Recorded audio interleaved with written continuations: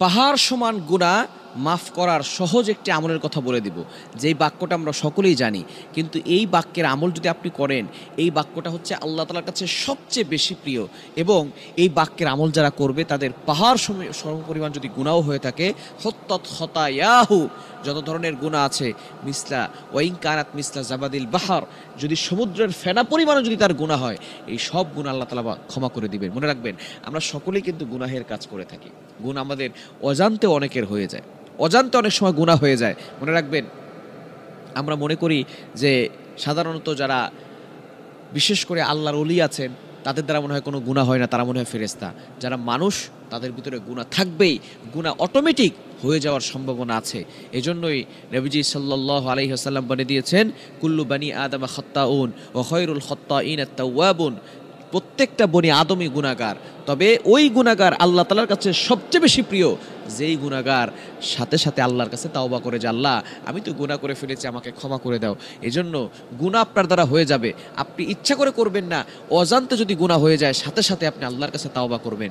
এবং নবীজি সাল্লাল্লাহু আলাইহি ওয়াসাল্লাম জানিয়ে দিয়েছেন সুনান ইবনে মাজার ভিতরে, আত-তাইবু মিনাদ যামবি কামাল্লা যামবালা, যে ব্যক্তি পরিপূর্ণভাবে আল্লাহর কাছে তাওবা করবে, আল্লাহ তাআলা তার পিছনের সকল গুনাহ খাতাগুলো ক্ষমা করে দিবেন। এজন্য আল্লাহর কাছে সঠিক তাওবা করতে হবে। আল্লাহ নিজেই বলে দিয়েছেন 28 নম্বর পারার 20 নম্বর পৃষ্ঠার 2 নম্বর লাইন, সূরা তাহরিমের 8 নম্বর আয়াতের একটি অংশ আল্লাহ বলেন, ইয়া আইয়ুহাল্লাযীনা আমানু তুবু ইলাল্লাহি তাওবাতান নাসুহা, ও ইউ হ্যাভ বিলিভার্স, হে ইমানদারগণ, তুবু ইলাল্লাহি তাওবাতান নাসুহা, তোমরা সঠিকভাবে আল্লাহর কাছে তাওবা করো, আল্লাহ তাআলা তোমাদের সকল গুনাহ খাতাগুলো ক্ষমা করে দিবেন। এজন্য গুনাহ জন্য আল্লাহর কাছে ক্ষমা চাইতে হবে, গুনাহ নিয়ে থাকা যাবে না।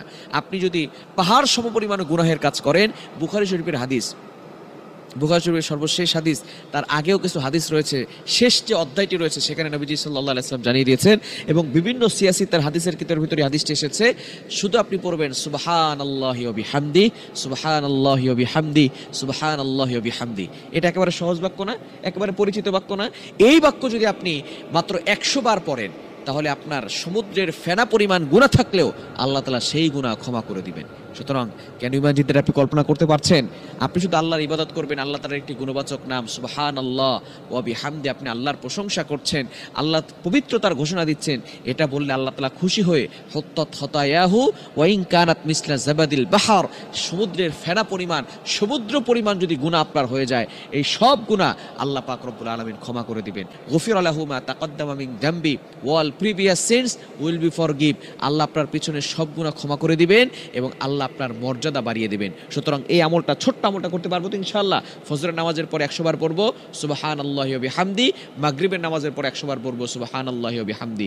আল্লাহ তাআলা সাগরের ফেনা পরিমাণ গুনাহ হলেও সেটা ক্ষমা করে দিবেন। আল্লাহ তাআলা আমাদের সকলকে এই আমলটি করার তৌফিক দান করেন।